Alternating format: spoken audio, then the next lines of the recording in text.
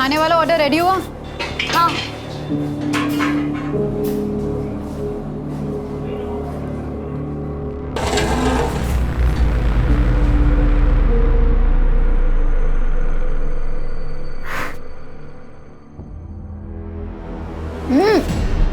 तूने फिर अपनी अकल लगाई? ये क्या भर भर के दालचीनी डाल दी है इसमें? ठीक तो बना है, मैंने खुद भी टेस्ट किया है। तेरी जुबान को ना जायके का इल्म है ना बोलने का, और अगर सुनने की आदत नहीं है तो अपना बोरिया बिस्तर बांध और गांव चला जा। थोड़ा केवड़े का डालेंगे तो दालचीनी की हींग कम हो जाएगी। अच्छा, इतना ही पता था तो तू क्या कर रही थी यहाँ खड़े खड़े? कुछ काम के नहीं हो दोनों। और ये बिरयानी बेच के मैं मेरा नाम बर्बाद नहीं करने वाली, ताकि चौराहे पे बांट दो इसको। काम करो अपना।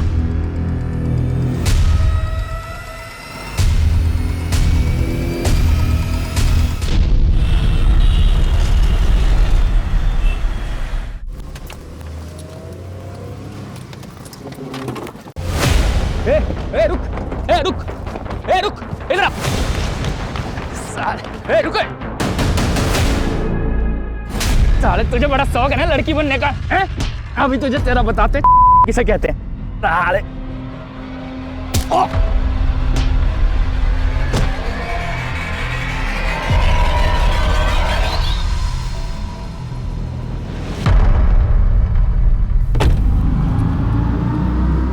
रुको, पकड़।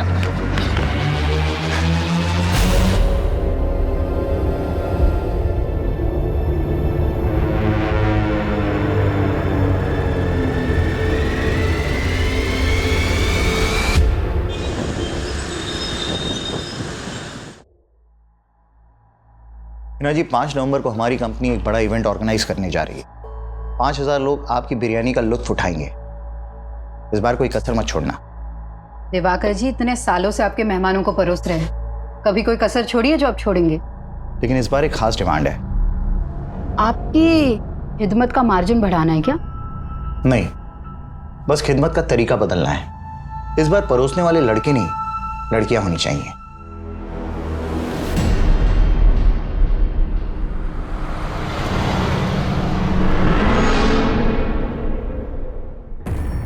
माफ कीजिएगा दिवाकर जी, मैं आपकी डिमांड पूरी नहीं कर सकती। ये मेरे उसूलों के खिलाफ है। हिना जी, अपनी पुरानी सोच का नकाब उतारिए। अब इसमें कोई बुराई नहीं है। मैं बखूबी जानती हूँ आप कितने शरीफ हैं, लेकिन मुझे ये बेहूदगी पसंद नहीं। उनको कभी कुछ पसंद नहीं आता इरफान, तंग आ गई मैं उनसे। 5 नवंबर को पुणे वाले इवेंट में हिना मैडम बिरयानी सप्लाई करने वाली है ना? हाँ, तो हम क्या करें, इसमें हमारा क्या भला होने वाला है? फिलहाल तो थोड़ा प्रेशर कम हो सकता है। मतलब ये कि 5 नवंबर को मैं तुम्हें एक स्पेशल तोहफा देने वाला हूँ। गम और खुशी भी तोहफे हैं जिंदगी के, सबको मिलते हैं। पर कुछ तोहफे ऐसे होते हैं जिन्हें अनरैप करने की हिम्मत नहीं होती हम में। लेकिन अब मैं ये हिम्मत करना चाहती हूँ। मैं वो नकाब अब उतार देना चाहती हूँ। दुनिया को दिखा देना चाहती हूँ कि मैं भी पत्थर नहीं हूँ।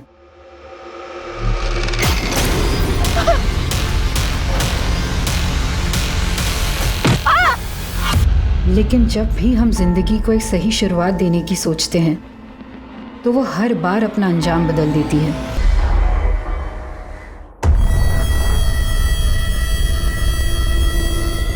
उस्मान, गेट खोल। उस्मान, एक मिनट बोल ना। कौन है आप? तेरा भाई। अरे उस्मान, कहाँ अंदर घुसे जा रहे हैं? अरे ए उस्मान, बाहर निकल। उस्मान नहीं है यहाँ पर। कहाँ है तेरा हिजरा भाई? हैं? साला हमारी गाड़ी लेके भागा है। बोल दे लौटा दे, वरना जो उसके साथ नहीं कर पाए ना वो तेरे साथ करेंगे। आई समझ? साला हिजड़ा, चल।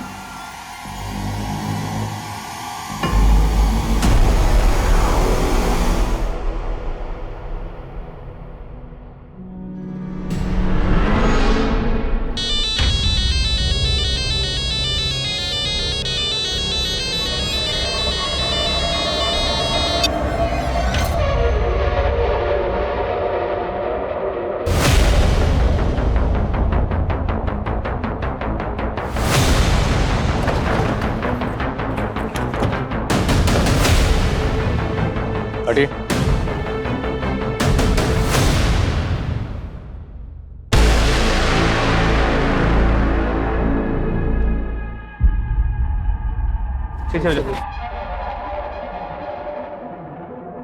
खोलो।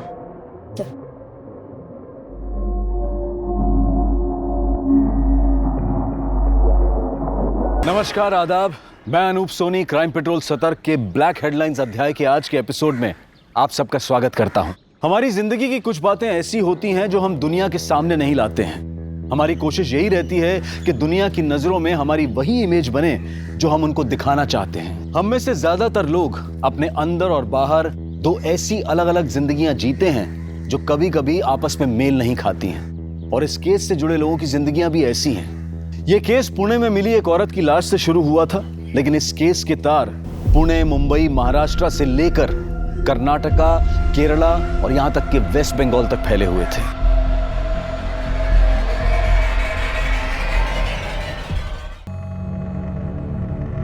सर, इसके पास फोन, पर्स, आईडी कुछ भी नहीं है। बॉडी को जिस तरह यहाँ बोरी में डालकर डंप किया गया, कातिल ने इसकी शिनाख्त का कोई क्लू नहीं छोड़ा होगा।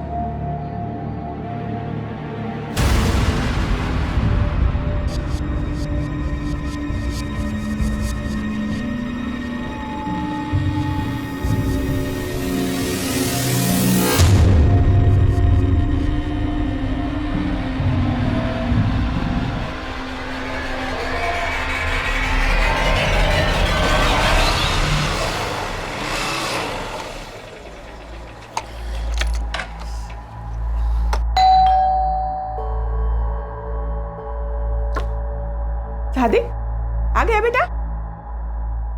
सादिक, ये चोट कैसे लगी तुझे? बाइक फिसल गई थी अम्मी। अरे तो डॉक्टर को दिखा के आता था। उसकी जरूरत नहीं थी, कर लूंगा। कहाँ गया था तू? कल सुबह से घर से निकला था और अब लौट रहा है। क्यों मरा जा रहा है उस लड़की के लिए?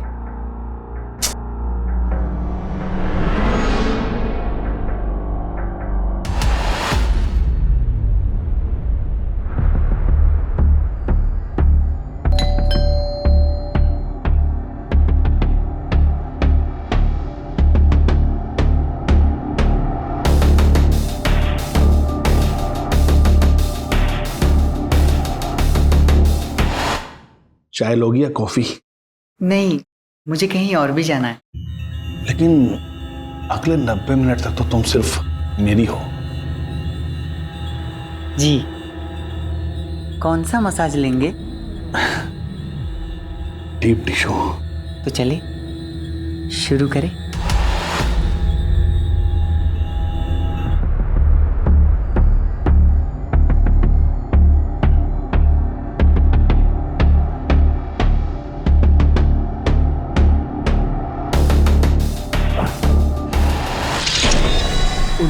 अरे ये मेरा हाथ क्यों बांध रहे? अरे मैंने नहीं बुलाया था तेरे को।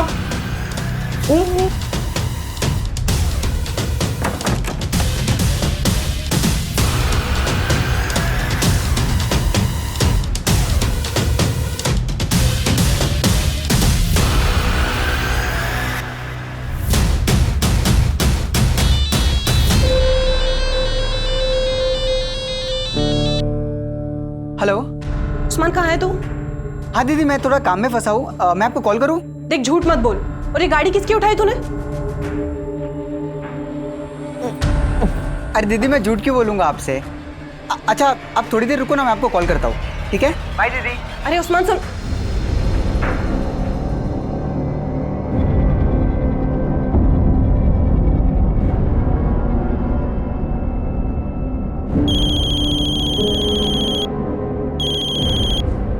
हेलो जी, रोशनी बोल रही हूँ। आप कौन? क्या लाश मिली है?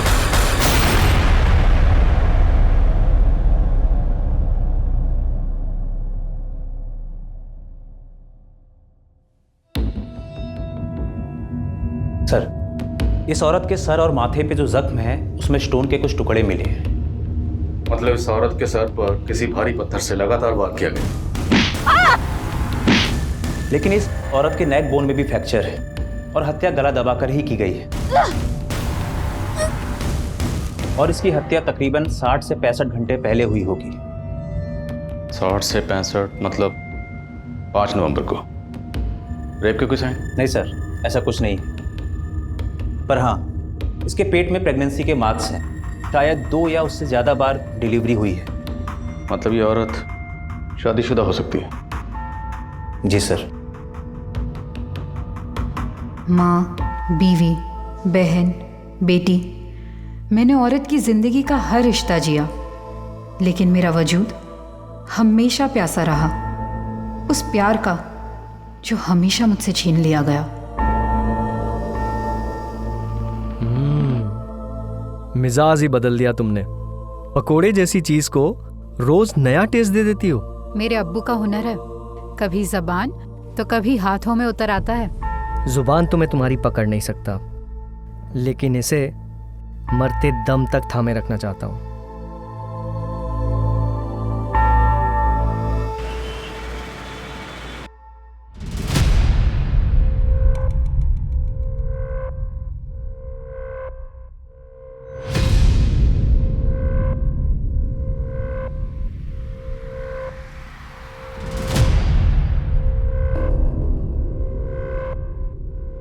ये नहीं, ये वो नहीं।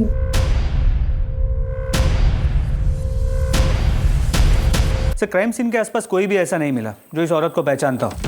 तो महाराष्ट्र के किसी भी पुलिस स्टेशन में कोई ऐसी मिसिंग कंप्लेंट भी नहीं मिली जो इस औरत के हुलिये से मैच करती हो। तो जांच का दायरा बढ़ाना पड़ेगा। आसपास के स्टेट के सभी पुलिस हेडक्वार्टर से कांटेक्ट करो और पुणे आने वाली सभी बस, ट्रेन और फ्लाइट के रिजर्वेशन भी चेक करो। अब पुणे के सभी ज्वेलर से पता करो कि पायल कहाँ से खरीदी गई और किसने खरीदी।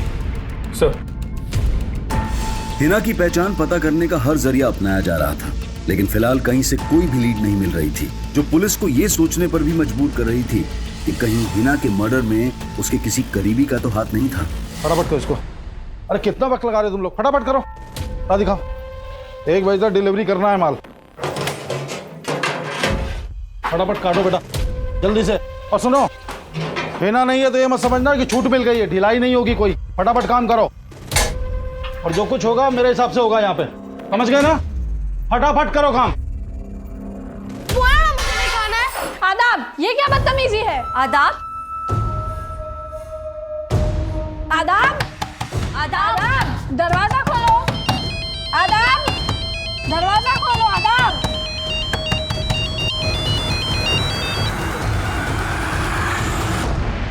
इरफान, मैंने बोला था ना मुझे फोन मत करना। हाँ, तो मुझे अवॉइड करने से तुम्हारी तकलीफ कम हो जाएगी क्या? आना, तो तुमसे मिलकर कौन सी तकलीफ कम हो जाएगी मेरी?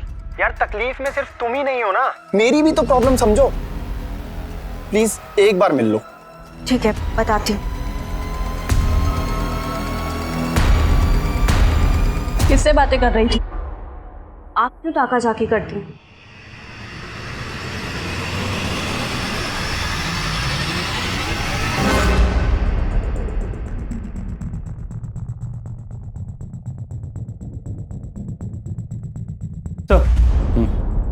सर, कहीं से कोई लीड नहीं मिल रही है और अब शवग्रह वाले भी लाश का अंतिम संस्कार करने की परमिशन मांग रहे हैं। उन्हें थोड़ा वेट करने के लिए कहो। मैंने चेक किया, इस पायल का डिजाइन है वो कर्नाटका के मैसूर की स्पेशलिटी है।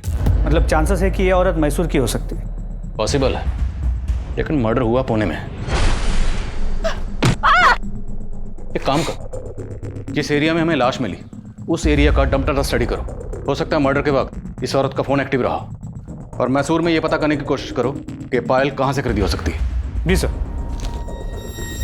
जब किसी परिवार का कोई सदस्य लापता हो जाता है तो पूरा परिवार उसकी खोज में जुट जाता है, लेकिन क्या हिना के परिवार वाले भी उसकी तलाश कर रहे थे?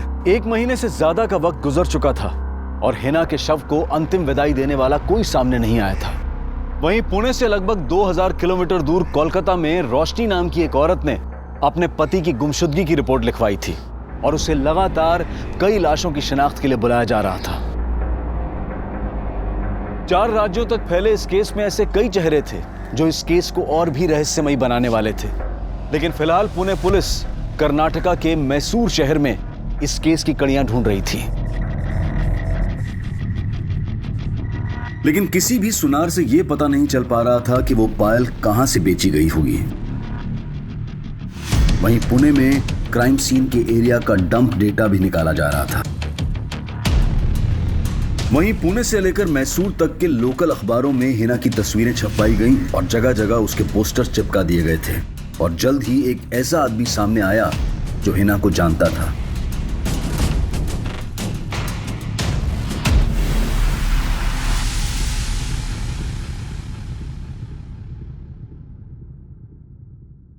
हिना शेख नाम था इस औरत का? जी साहब, ये मेरी दूर की भाभी लगती हैं। ये हिना शेख यहीं मैसूर में रहती थी? नहीं साहब, इनके शौहर का यहाँ मैसूर में आना जाना लगा रहता था, लेकिन ये दोनों मियाँ बीवी मुंबई के मलाड इलाके में रहते थे। शौहर का नाम क्या है? जलाल शेख। लेकिन काफ़ी सालों पहले जलाल भाई का इंतकाल हो गया था। शौहर का इंतकाल हो गया तो ये हिना शेख मुंबई में कहाँ रहती थी? मलाड में ही। जलाल भाई के इंतकाल के बाद उन्होंने काफ़ी तंगी में दिन काटे। फिर 5 साल पहले इन्होंने अपने अब्बू का बंद पड़ा बिरयानी सप्लाई का बिजनेस फिर से शुरू कर लिया। उस दौरान उन्होंने मुझे भी अपनी मदद के लिए मुंबई बुलाया था। अभी आपका काम तो चल पड़ा। इस बार पिछले महीने से भी ज़्यादा प्रॉफिट हुआ है। अच्छा, इसमें आपकी भी मेहनत है। ये लीजिए आपका हिस्सा। अरे भाभी, ये तो बहुत ज़्यादा है। बहुत ज़्यादा नहीं है, रख लीजिए मुश्ताक भाई। लेकिन साहब, 2 साल पहले मैं वापस मैसूर आ गया। काफ़ी वक्त से उनके कांटेक्ट में नहीं था, लेकिन यहाँ उनके बारे में पता चला तो सुनकर बहुत धक्का लगा। लेकिन हिना का मुंबई में कोई और रिश्तेदार तो होगा? जी साहब, हिना भाभी की एक बेटी और एक बेटा भी है, आहना और आदाब। एज? बेटी की उम्र 15-16 साल और बेटे की 10-11 साल होगी। इन 2 बच्चों के अलावा और कोई रिश्तेदार है साहब? हिना भाभी की सास भी है, आतिया शेख, और उनका देवर सादिक शेख। वो दोनों बोरीवली में कहीं रहते हैं। और हाँ, उनका एक बड़ा भाई भी है, अनवर बेग। वो अपनी बीवी जरीना के साथ अंधेरी में ही कहीं रहता है। हिना शेख का कत्ल हुए तकरीबन 1 महीना हो गया, लेकिन किसी भी रिश्तेदार ने खबर क्यों नहीं ली? साहब, मैं उनके कांटेक्ट में नहीं हूँ। मैंने हिना भाभी का पोस्टर देखा तो सीधा आपके पास चला आया।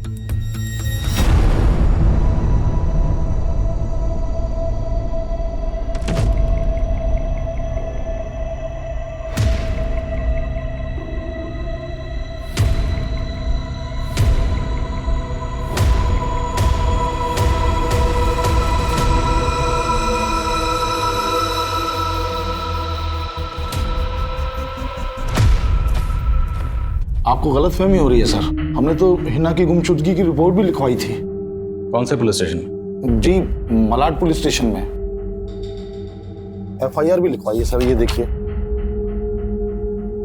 आपने FIR में लिखवाया कि हिना 5 नवंबर की सुबह नासिक गई थी? हाँ, वो आना से नासिक के बारे में बोल के निकली थी। लेकिन हमें हिना की लाश यहाँ 6 नवंबर को पुणे में मिली। हिना पुणे क्यों आई होगी? यहाँ कोई है जिससे मिलने आई होगी? सर, पुणे में LNC नाम की एक इवेंट कंपनी है। अम्मी इनके इवेंट्स में बिरयानी सप्लाई करती थी। 5 नवंबर का भी ऑर्डर था, पर घर से निकलते वक्त अम्मी बोली कि वो नासिक जा रही है। आदा, बेटा मुझे काम से नासिक जाना, आने में देर हो जाएगी। दोनों भाई बहन लड़ना मत। पर अम्मी, आज तो 5 नवंबर है ना। पूना के इवेंट में बिरयानी का ऑर्डर था और आप नासिक जा रहे हो। तो मेरी काम की बातों पर गौर करना बंद कर दे और अपनी पढ़ाई पे ध्यान दे। शरारत नहीं।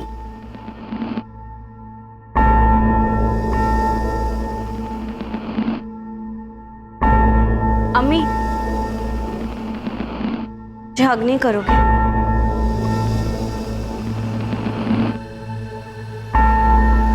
चलती हूँ, दोनों लड़ाई मत करना।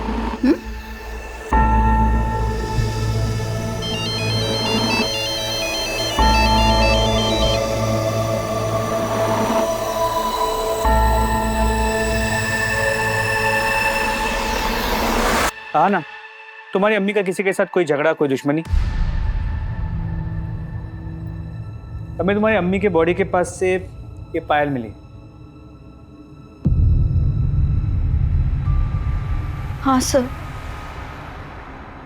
ये पायल अम्मी की है। वो हमेशा इसे पहने रहती थी। उन्हें गिफ्ट किया था उन्हें।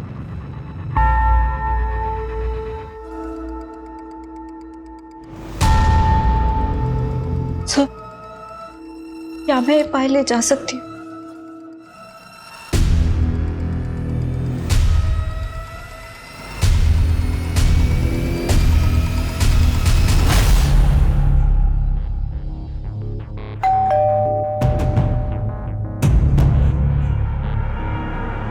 अब क्यों आया? जा, मुझे बहुत काम है ना, बहुत काम मिल गया, जा काम कर। अरे दीदी नाराज क्यों होते हो?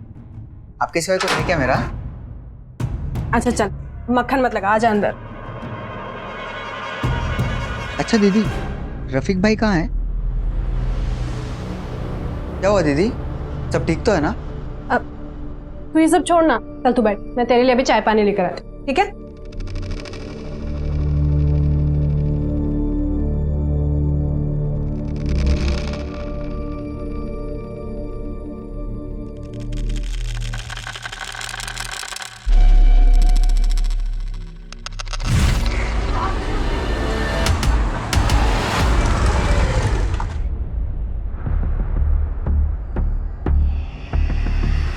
उस्मान रुक! उस्मान!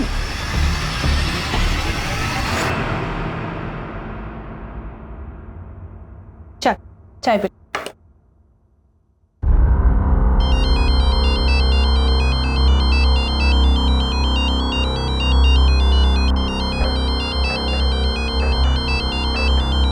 तो चाय पी, मैं आती हूँ। हेलो, हाँ जी बोलिए। बंका? जी नहीं, मैं किसी बंका को नहीं जानती इंस्पेक्टर साहब।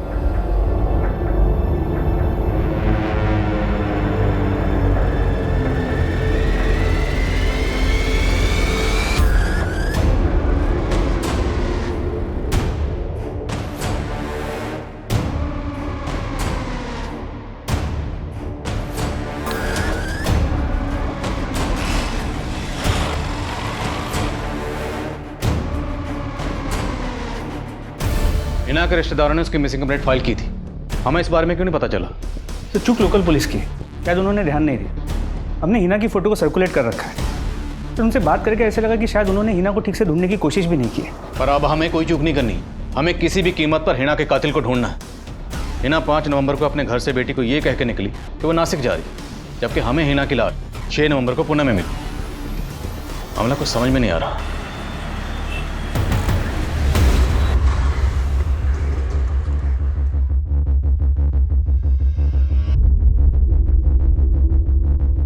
हाँ सर, हमने हिना को 5 नवंबर के इवेंट का ऑर्डर दिया था, लेकिन वो हमारे टर्म्स के मुताबिक काम करने के लिए तैयार नहीं थी, इसलिए हमने ऑर्डर कैंसिल कर दिया।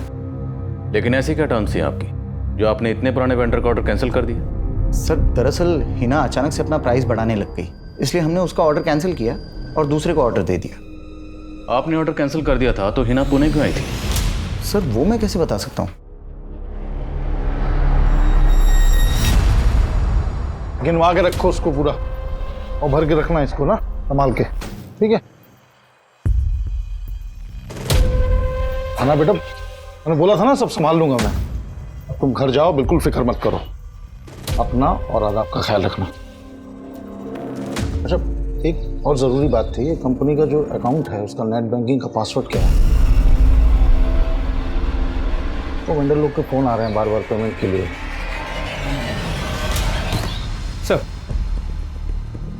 सर हिना के कॉल रिकॉर्ड चेक किए। 5 नवंबर की सुबह उसने 2 बार दिवाकर को फ़ोन किया था और उसके बाद उसका फ़ोन मुंबई से पुणे की तरफ ट्रैवल हुआ और 5 नवंबर के शाम 5 बजे उसका फ़ोन पुणे में स्विच ऑफ हुआ। यानी उसी दौरान जब उसका कत्ल हुआ। सर मैंने इस दिवाकर की फील्डिंग लगा दी।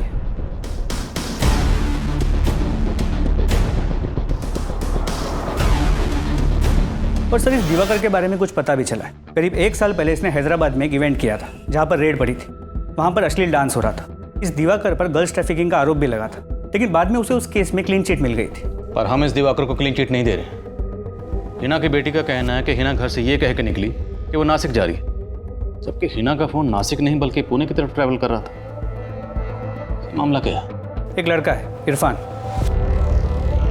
हिना के यहाँ पर शेफ का काम करता था। हिना के मर्डर के 3 दिन पहले हिना ने उसे काम से निकाल दिया और ये इरफान हिना की बेटी अहाना के साथ फ़ोन पे रेगुलर टच में है।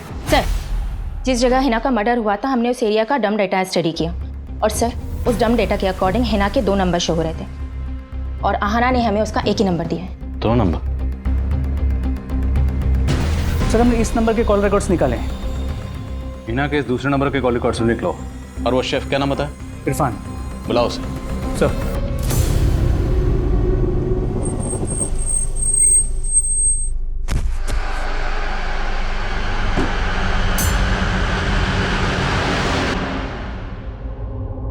सर मानता हूँ कि हिना मैडम ने मुझे जॉब से निकाल दिया था, लेकिन मैंने कुछ नहीं किया है। जॉब से क्यों निकाल? ये नहीं बताएगा?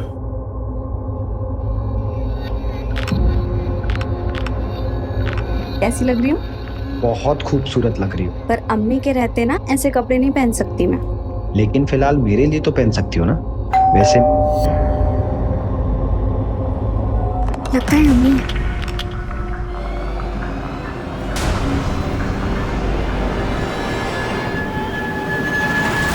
इतनी क्यों देर कर दी तुमने? अम्मी वो मैं वॉशरूम में थी। अच्छा,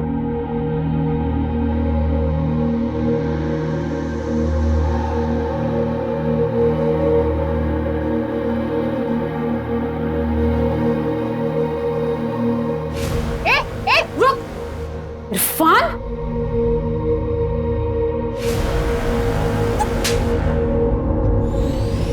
सर दरअसल हिना मैडम को मेरा और अहाना का मिलना पसंद नहीं था, बस इसीलिए उन्होंने मुझे जॉब से निकाला था। फिर तूने क्या किया? सर सच में इरफान ने कुछ नहीं किया। फिर तुमने हमसे झूठ क्यों बोला?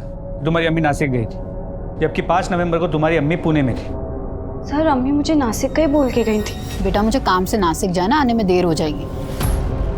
तुम्हारी अम्मी के पास ये एक और नंबर था जो हमने ढूंढ के निकाला। ये नंबर तुमने हमें क्यों नहीं दिया?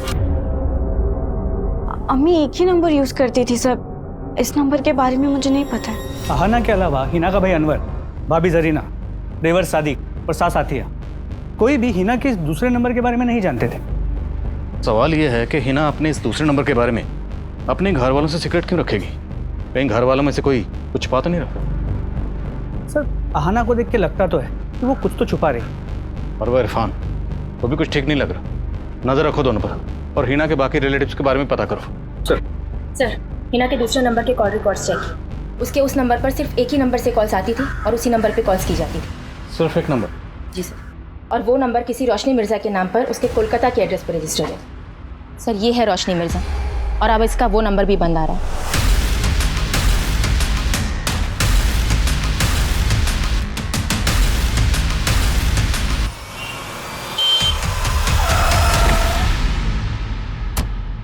सर आप जिस रोशनी मिर्ज़ा से मिलने आए हैं उसने करीब 1 महीना पहले 3 नवंबर को अपने पति रफीक मिर्ज़ा की मिसिंग रिपोर्ट फाइल की थी और कुछ दिन पहले हमें रफीक की लाश मिली थी।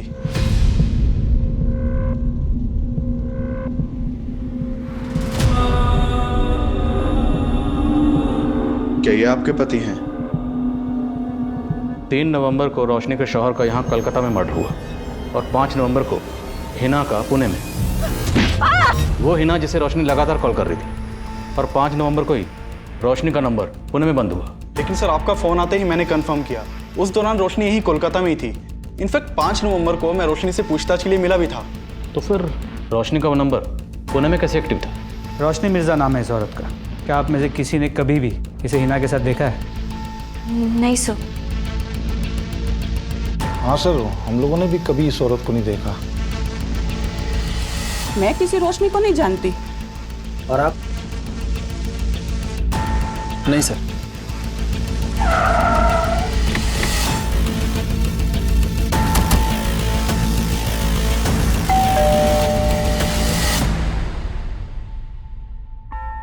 सर मैं ऐसा कोई नंबर इस्तेमाल नहीं करती थी, ये मेरा नंबर नहीं है।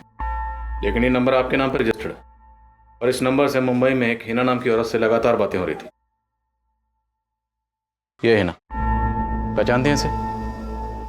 नहीं सर, मैं नहीं जानती इसको। मैं कभी मुंबई भी नहीं गई हूँ। और पुणे? नहीं सर, मैं कभी बंगाल से ही बाहर नहीं गई हूँ।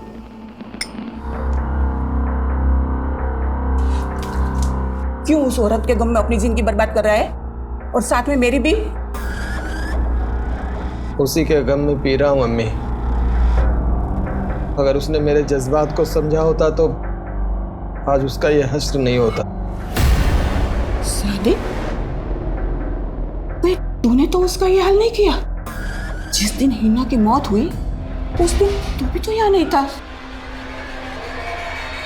पूछताछ में सादिक और अनवर पर भी शक करने की वजह मिली है। हिना के गुजरने के बाद अनवर ने जिस तरह हिना के काम पे कब्जा कर लिया वो शक करने जैसा तो है। इसके अलावा क्या मिला? हिना के कई रिश्तेदारों का कहना है कि जलाल की मौत के बाद हिना के साथ शादी थी कि सादिक हिना से शादी कर ले, और सादिक जलाल और हिना की शादी के पहले से हिना को पसंद करता था। कहीं हिना के इस हश्र की वजह सादिक की हताश मोहब्बत तो नहीं? और सर ये सादिक 5 नवंबर को मुंबई में भी नहीं था और उस रात उसका फ़ोन भी बंद था। एक मिनट, हाँ बोलो यादव। सर ये दिवाकर तो काफ़ी अलर्ट लग रहा है। घर से ऑफिस, ऑफिस से घर, उसके पीछे जाके कुछ खास हाथ नहीं लग रहा है। उसका फ़ोन भी सर्वेलेंस पे, लेकिन वो कोई गलती नहीं कर रहा। लेकिन हाँ, उसका एक चपरासी है, उसका राजदार है। उसे हाथ में लेते हैं सर, कुछ ना कुछ ज़रूर बताएगा। ठीक है, तो उसी को हाथ में लेते हैं। सर तुम इस सादिक पे नज़र रखो, मुझे दिवाकर में दिमाग लड़ाना पड़ेगा। सर रोशनी के बारे में जो कुछ भी मालूम चला उससे लगता नहीं कि वो कभी मुंबई गई होगी, लेकिन रोशनी के पति रफीक वो 2 साल पहले तक मुंबई में जॉब करता था। तो हो सकता है रफीक रोशनी का नंबर इस्तेमाल कर रहा है। लेकिन सर रफीक का मर्डर तो 3 नवंबर को हो गया था। रफीक के मर्डर में किसका हाथ लगता है? सर हमें इस बंका नाम के आदमी के ऊपर शक है। साले मेरा 1 लाख नहीं है ना, जान लगेगा, समझा? समझ जा, लाश मारेंगे। सर रोशनी ने हमें इस झगड़े के बारे में बताया था। सर रोशनी बंका का नाम नहीं जानती थी, लेकिन उसने बंका की फोटो से उसे आइडेंटिफाई किया था, और ये बंका 3 नवंबर से ही फरार है। इस बंका के अलावा और कोई सस्पेक्ट? जी सर हमें रोशनी के छोटे भाई उस्मान के ऊपर शक है। सर जब से रफीक का मर्डर हुआ है ये उस्मान भी गायब है, लेकिन रोशनी नहीं मानती कि उस्मान रफीक का मर्डर करेगा। तो फिर ये उस्मान गायब क्यों है? सर फिलहाल तो इसका कोई लीड नहीं मिला है, लेकिन हम उस्मान की तलाश कर रहे हैं। कहीं ऐसा तो नहीं है उस्मान ही अपनी बहन का दूसरा नंबर इस्तेमाल कर रहा था और रोशनी झूठ बोलकर इसे बचा रही है?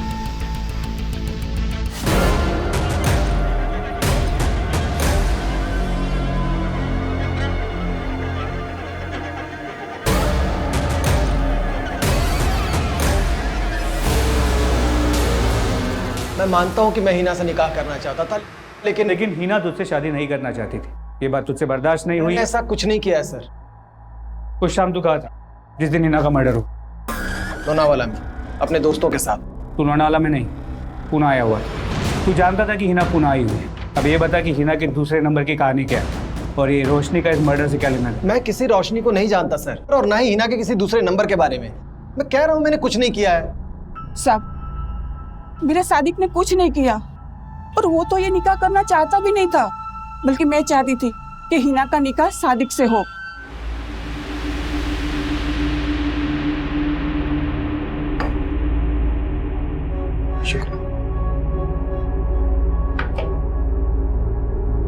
देख बेटा, जलाल के जाने का गम कभी नहीं भरेगा, पर मैं तुझे और तेरे बच्चे को ऐसे मायूस नहीं देख सकती।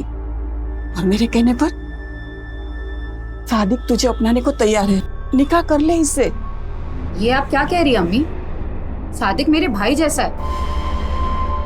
साहब मैं मानती हूँ सादिक थोड़ा गुस्से वाला है, पर हिना को नुकसान कभी नहीं पहुंचा सकता वो।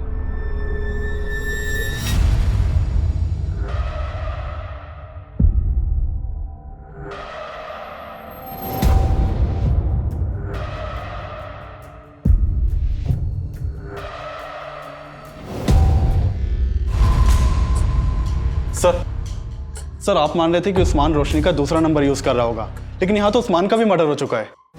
उस्मान का मर्डर? जी सर 6 दिन पहले करीमगंज पुलिस को हाईवे के पास उस्मान की लाश मिली थी। ये देखिए।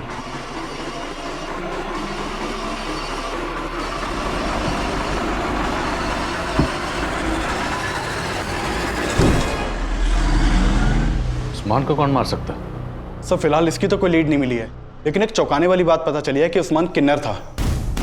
किन्नर? जी सर, किन्नर के भेष में लुटेरा। ये देखिए सर, जिन लोगों को लूटता था उनके सामने औरत बन के जाता था।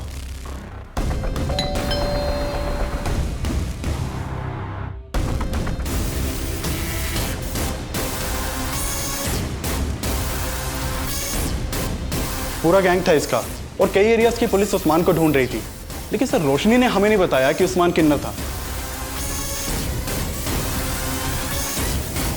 छोड़ो मुझे, आप लोग ऐसे जबरदस्ती नहीं कर सकते हैं। आप लोग जानते नहीं हो कि मैं कौन हूं। चुपचाप बैठ जा।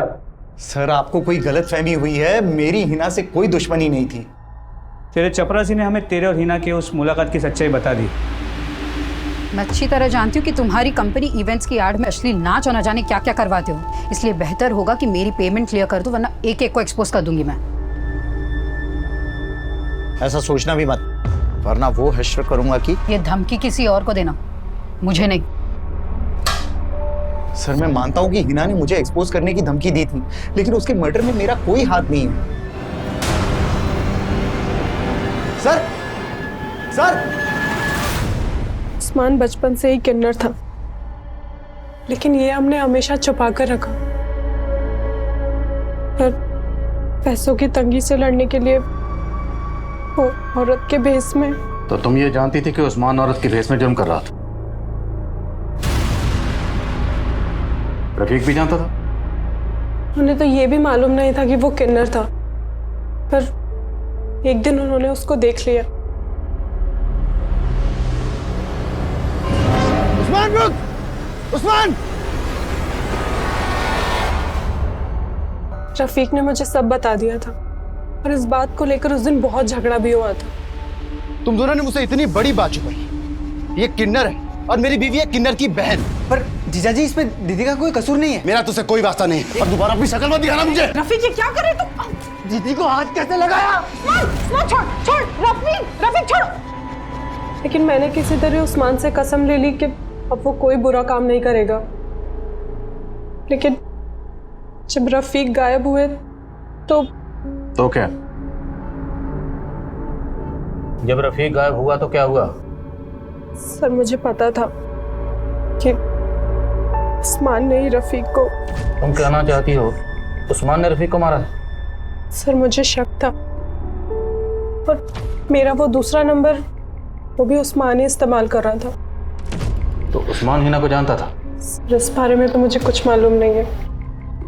अगर ये रोशनी सच बोल रही है तो उस्मान हिना को इतने कॉल क्यों कर रहा? कहीं ऐसा तो नहीं कि हिना को भी उस्मान जिसका इनके साथ काम कर रहा था, उन लोगों के बारे में कुछ पता चला? सर उनकी तलाश जारी है। लेकिन रफीक के मर्डर का एक और सस्पेक्ट है, बंका। अगर रफीक का मर्डर उस्मान ने किया है तो बंका क्यों गायब है? कहीं ऐसा तो नहीं ये रोशनी उस्मान का नाम लेकर बंका को बचा रही है? लेकिन सर हमें बंका और रोशनी के बीच में ऐसा कोई भी कनेक्शन नहीं मिला था। ये हमें गुमराह करने की चाल भी हो सकती है। हो सकता है बंका रोशनी का दूसरा नंबर इस्तेमाल कर रहा। ये बंका कहाँ फरार है, उस पर कोई लीड? सर बंका का फोन 7 नवंबर को केरल में बंद हुआ था। मैंने केरल पुलिस को बंका की फोटो भेजी थी, लेकिन अभी तक कुछ पता नहीं चला। बंका का फोन जिस एरिया में बंद हुआ, मुझे उस एरिया की डिटेल दो और इस रोशनी पर नजर रखो। सर आना बेटा, ये गलत फहमी अपने दिमाग से बिल्कुल निकाल दो कि हमें हिना के बिजनेस का कोई लालच है। हम दोनों यहाँ तुम लोगों के साथ सिर्फ इसलिए हैं क्योंकि हमें लगता है कि हमसे बेहतर परवरिश तुम्हारी कोई और नहीं कर सकता है। हाँ बेटा, हम तुझ पर कोई रोक टोक भी नहीं लगाएंगे। माना कि मुझे अम्मी की रोक टोक पसंद नहीं थी, लेकिन आप लोगों का जबरदस्ती का प्यार दिखाना ना बहुत इरिटेटिंग लग रहा है। अनुज, मैं तुम्हें एक बंका नाम के आदमी की डिटेल्स भेज रहा हूँ। इस बंका का फोन 7 नवंबर को केरला में स्विच ऑफ हुआ था। अपने खबरों को काम पे लगाओ और जरा इसकी डिटेल निकलो। पुणे, मुंबई, मैसूर और कोलकाता के बाद अब पुलिस केरला में इस केस की कड़ियां ढूंढ रही थी। पुलिस का खबरी नेटवर्क बंका को केरला में ढूंढ रहा था। वहीं कोलकाता पुलिस ने उन किन्नरों का पता लगा लिया जिनके साथ उस्मान लूटपाट करता था, और पुलिस रिमांड में उन्होंने कबूल किया था कि उन्होंने उस्मान को उनके गिरोह की आपसी रंजिश में मार दिया था। क्या? आधा हिस्सा? हाँ तो खूबसूरती तो मेरी भी है ना। देख तेरा बहुत ज्यादा हो रहा है। मुझे नहीं पता, आधा चाहिए मुझे। आधा हिस्सा चाहिए। लेकिन क्या उस्मान ने रफीक और हिना को मारा होगा? इन सवालों के जवाब इस केस में एक और घुमाव लाने वाले थे। सर खबरियों ने बंका की इन्फॉर्मेशन निकाल ली है, वो दुबई भाग गया।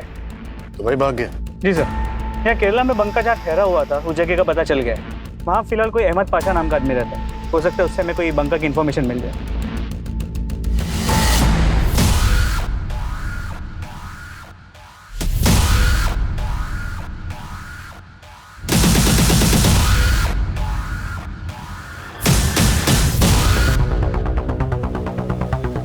सर हो सकता है यही अहमद पाशा, बंका यही रहता था।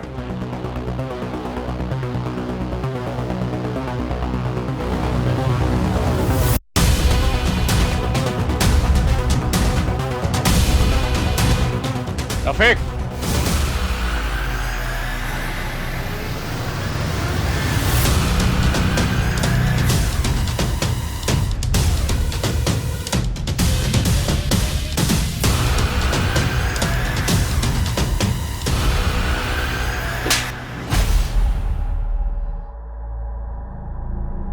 तो और तेरी बीवी तो बड़े शातिर निकले। तेरी बीवी बोल रही थी कि तुझे उस्मान ने मार दिया, लेकिन तू वहां चुप के बैठा हुआ था। अपनी बीवी के नंबर से हिना को तू ही कॉल करता था ना? नहीं सर, सिर्फ मैं ही नहीं, हिना भी मुझे कॉल किया करती थी। 2 साल पहले तक मैं मुंबई में जॉब कर रहा था। हिना की बिरयानी अक्सर मेरे ऑफिस में सप्लाई हुआ करती थी। हिना, ये लीजिए आपकी पेमेंट का चेक। शुक्रिया। शुक्रिया तो मुझे भी कहना चाहिए, आपकी बिरयानी वाकई बहुत लजीज है। फिर हम अक्सर मिलने लगे। जलाल को खो देने के बाद मैंने अपनी जिंदगी को एक दायरा दे दिया था। सोचा सिवाय अपने बच्चों की खुशी के और कुछ नहीं सोचूंगी। हिना, तुम्हें भी अपने बारे में सोचना चाहिए। मैं भी अपने बारे में अब सोचना चाहता हूँ। तुम कहना क्या चाहते हो रफीक? देखो, हम दोनों एक दूसरे से बहुत प्यार करते हैं। क्या तुम नहीं चाहती कि हम दोनों की शादी हो? मैं तुम्हारी फीलिंग्स की रिस्पेक्ट करती हूँ रफीक, लेकिन मैं शादी नहीं करना चाहती। फिर मेरे पेरेंट्स ने मेरी शादी रोशनी से करवा दी। कोलकाता में मैंने जूते की दुकान डाली। सोचा काम में डूबा रहूंगा तो हिना को भुला दूंगा। सर, मेरा बिजनेस नहीं चला। एक दिन काम के सिलसिले में मुंबई गया तो न चाहते भी मैं हिना को कॉल कर बैठा। रफीक, मैंने भी तुम्हें भूलने की बहुत कोशिश की, पर नहीं हो सका। मैं अब तुम्हें मेरी जिंदगी से दूर जाने नहीं दे सकती। हम दोनों पर अजीब सा पागलपन सवार हो गया था। हम दोनों और ज़्यादा मिलने लगे। इतना ही नहीं, वो मेरी पैसों से भी मदद करने लगी, लेकिन मेरी बीवी का नाम सुनते ही वो बौखला जाती थी। तुम मुझसे प्यार करते हो या अपनी बीवी से? बीवी तो मैं तुम्हें ही बनाना चाहता था, लेकिन तुमने मेरा प्यार कहाँ समझा? रफीक, मैं मानती हूँ कि मेरी गलती थी, लेकिन अब मैं तुम्हें खोना नहीं चाहती। तुम अपनी बीवी को छोड़ दो। अच्छा, तुम छोड़ सकती हो अपने बच्चों को मेरे लिए? ठीक है, हम अब नहीं मिलेंगे, लेकिन तुम्हें वो मेरे सारे पैसे वापस करने होंगे जो तुमने मुझसे लिए थे, वरना तुम्हें मोलेस्टेशन के चार्ज में अरेस्ट करवा दूंगी। उसका वो रूप देखकर मैं हैरान हो गया। मैं भी उससे छुटकारा पाने का एक रास्ता निकाल लिया। तुमने इस सब के बारे में अपनी बीवी को बताया और तेरे इस प्लान में तेरी बीवी भी शामिल हो गई। सर, रफीक तो मुझे किन्नर की बहन बोलकर हमेशा छोड़ने के ताने देते थे, लेकिन फिर अपने और हिना के रिश्ते की सच्चाई बताकर भी मेरा साथ हमेशा देने का वादा भी किया। सर, रोशनी साथ हो गई तो मैंने हिना को कॉल करके झूठ मूठ का बोला कि रोशनी मेरा साथ छोड़ने के लिए तैयार। इसके बदले उसे 5 लाख रुपए चाहिए। हिना मान गई और मैंने बंका को भी साथ में ले लिया। और बंका भी तैयार हो गए? सर, मुझे बंका का उधार देना था और उसे उन पैसों से दुबई जाना था, तो मैंने बंका पर प्रेशर डाला कि तू मेरा साथ दे। हिना 5 नवंबर को 5 लाख रुपए लेकर मुझसे मिलने पुणे आ गई। ये लो।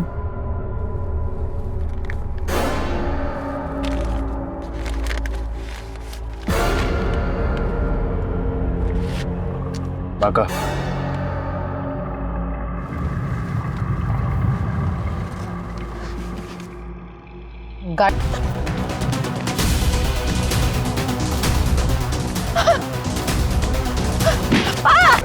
$1.5 लाख रुपए लेकर दुबई चला गया। मैं भी दुबई जाने वाला था।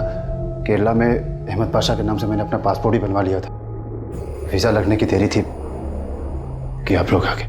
अब तेरा वीज़ा हम लगाएंगे, इस जेल का, वो भी लाइफ टाइम। सड़े यहाँ पे आप। रिश्तों के बनने की वजह मायने नहीं रखती है, लेकिन उनके टूटने के 1000 मायने निकाले जाते हैं।